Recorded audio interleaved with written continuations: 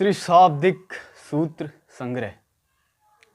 इसके कुछ प्रमुख सूत्र मैं आपके सामने प्रस्तुत करूंगा। जैसे 3 काल होते हैं, 3 गुण होते हैं, वैसे ही त्रिशाब्दिक सूत्र संग्रह में 3 शब्द होते हैं। कुछ चीजें हमारे हृदय में बहुत गहरे प्रवेश किए होती हैं, बहुत गहरे उनकी जड़ें जमी हुई होती हैं और उन्हें अगर निकाल दिया जाए तो व्यक्ति का जीवित रहना कठिन हो जाता है। कल्पना कीजिए कि ये आपका हृदय है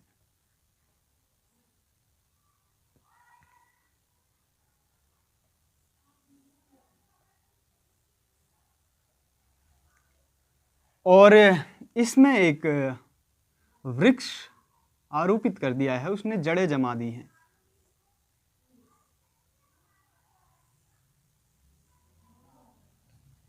एक वृक्ष उसमें आरोपित कर दिया है जिसने जड़ें जमा दी हैं। तो इस वृक्ष को निकालना कितना कठिन होगा, उसे हृदय से अलग करना। सोचिए ये कितना गंभीर, अति सूक्ष्म अपने जड़ों का जाल हृदय में बना देगा। उसी प्रकार से जब चीजें गहरे हृदय में प्रविष्ट कर जाती हैं तो उनके बिना रह पाना किसी भी व्यक्ति के लिए मुश्किल होता है और हो सकता है इसे अलग करना, जो ये प्रक्रिया है, काफी कष्टपूर्ण हो। तो इसलिए त्रिशाब्दिक सूत्र संग्रह में से कुछ प्रमुख मैं आपके सामने प्रस्तुत करूंगा। तो पहला जो सूत्र है वह है अपने मार्ग पे निरंतर चलने के लिए या लक्ष्य प्राप्ति के लिए। अगर आपको अपने मार्ग में निरंतर चलना है, अपना लक्ष्य प्राप्त करना है बिना डिगे अडिग होकर, तो निरंतर अपने मार्ग पे बने रहने के लिए, और ये सूत्र सबसे गहरा है, ये बुनियादी सूत्र है जो कि कोई भी व्यक्ति अपने लक्ष्य के लिए, अपने मार्ग के लिए प्रयोग कर सकता है। और इसमें जो मुख्य शब्द है वो है ध्यान। ध्यान बनाए रखना होगा। ध्यान जो मुख्य शब्द है, जो कि इसमें बीच में लिखा जाता है और बाकी उसके जो दूसरे अंग हैं वो इसके किनारों पे लिखे जाते हैं। तो दूसरा जो अंग है वो है अभ्यास। तीसरा जो इसका शब्द है वो है निरंतरता।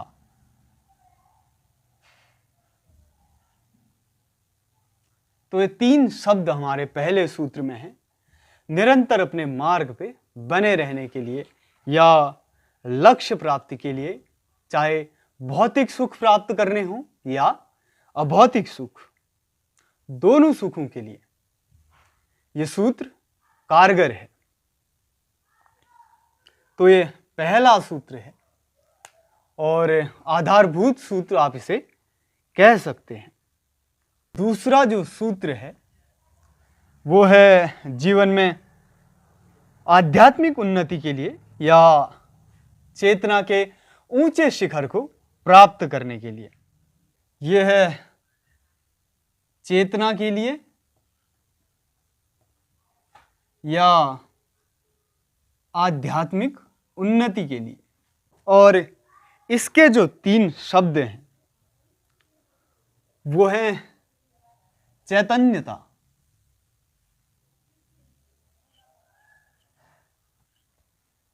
चैतन्यता जो कि जीवन का एक कारण है, इसलिए चैतन्यता को इसमें प्रमुख रखा गया है।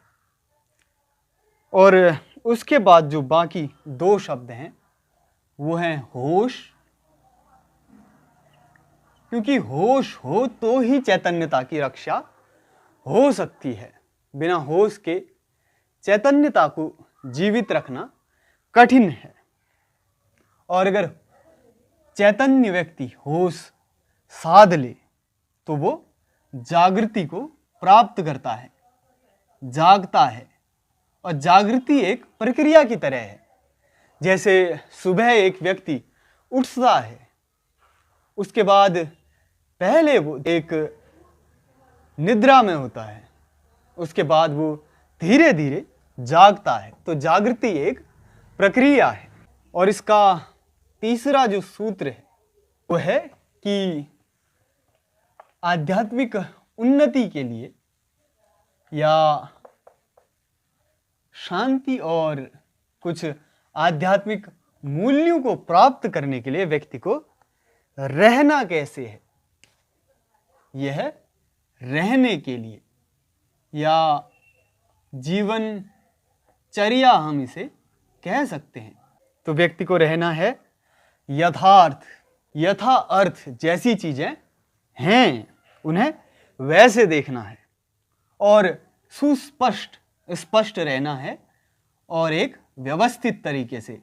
उसके लिए दूसरा जो इसका शब्द है वो है सुस्पष्ट।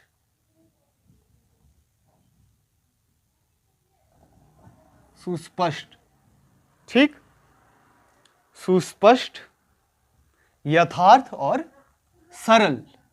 कैसे रहना है अपने सरल स्वभाव में। इसके बाद चौथा जो सूत्र है वास्तविक मैं के लिए, जिसकी आध्यात्म में बहुत अधिक चर्चा होती है, वास्तविक मैं के लिए। तो इसके लिए इसमें मुख्य जिस चीज को रखा गया है उसे हम आत्म कहते हैं। और इसके जो बाकी अंग हैं वो है स्व, जिसे वास्तविक स्व भी कहते हैं, उसे हम आत्म कहते हैं। और जो हम व्यक्तिगत तौर पे स्वयं हैं उसे हम स्व कहते हैं। और जो इसकी रक्षा के लिए है, कम से कम स्व बचा रहे या स्व के बाहर एक कवच की तरह हम उसे अहम भी कह सकते हैं। उसे हम अहम कहते हैं कि कम से कम स्व सुरक्षित रहे या स्व के लिए जो मार्ग है उसके लिए अहम से गुजरना पड़ेगा और स्व से गुजर के व्यक्ति आत्म तक पहुंचेगा, जिसे हम वास्तविक स्व कहते हैं।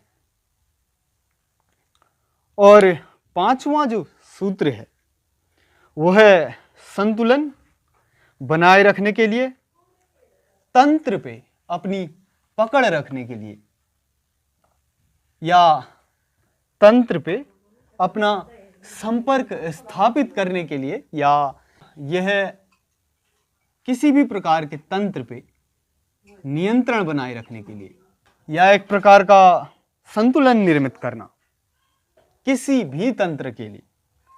तो इसके लिए जो सूत्र है उसमें मुख्य आता है आपका संतुलन। आपको एक प्रकार का संतुलन निर्मित करना होता है। किसके बीच? वह है संयम और नियंत्रण के बीच।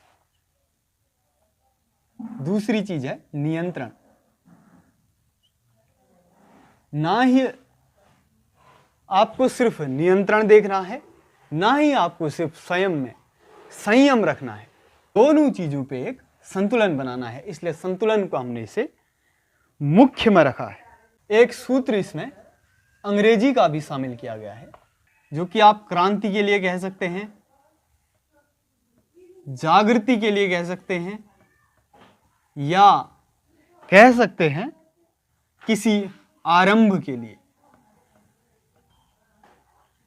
उसके लिए तीन चीजों का समावेश आप में होना चाहिए। तो पहली जो चीज है वो है क्यूरियस। आपको जिज्ञासु होना पड़ेगा। और दूसरी जो चीज है वो है करेजियस।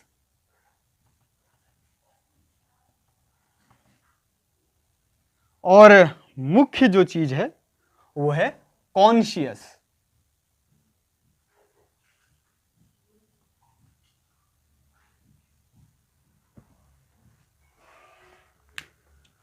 तो आपको चैतन्य भी होना पड़ेगा, आपको जिज्ञासु भी होना पड़ेगा और आपको साहस भी करना होगा किसी क्रांति के लिए, आत्म जागृति के लिए या किसी भी नए आरंभ के लिए। और तप का मार्ग जिससे आप भली भांति परिचित होंगे, तप के मार्ग के लिए जो त्रिशाब्दिक सूत्र है वो है तप, साधना और योग। ये आपके तप के मार्ग पे मुख्य दृष्टि अगर डाली जाए तो तप का मार्ग कुछ इस प्रकार से है। तप जो कि हर व्यक्ति करता है, किसी न किसी रूप में हर जीव करता है, और साधना तप का ही एक उन्नत रूप है जिसे हम साधना कहेंगे। और तप और साधना दोनों को जब हम देखते हैं, जिसमें हम द्वंद्व देखते हैं, दोनों प्रकार की चीजें देखते हैं। तप क्या है? तप एक याचक करता है, साधना एक साधक करता है, जिसे साधनी है चीजें, उसमें साध्य होती हैं और साधक होता है। और योग है इन दोनों का सम्मिश्रण, और आप योग के इसमें बहुत गहरे अर्थ भी लगा सकते हैं। और त्रिशाब्दिक सूत्र संग्रह में से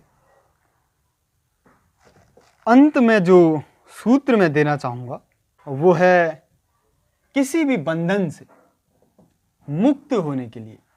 इसके लिए जो 3 मुख्य शब्द होंगे उनमें से पहला है युक्ति।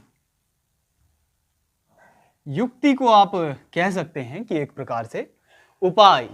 चाहे आप किसी भी परिस्थिति में हो, एक चीज जो आप कर सकते हैं किसी भी पड़ाव में, युक्ति आप उपाय कर सकते हैं। और दूसरा जो शब्द है शक्ति, और ये शक्ति या इसे आप आत्मशक्ति भी कहते हैं, जो कि आपके अंदर पहले से है। इसी शक्ति के कारण आप मुक्ति को भी प्राप्त कर सकते हैं, आप मुक्त हो सकते हैं।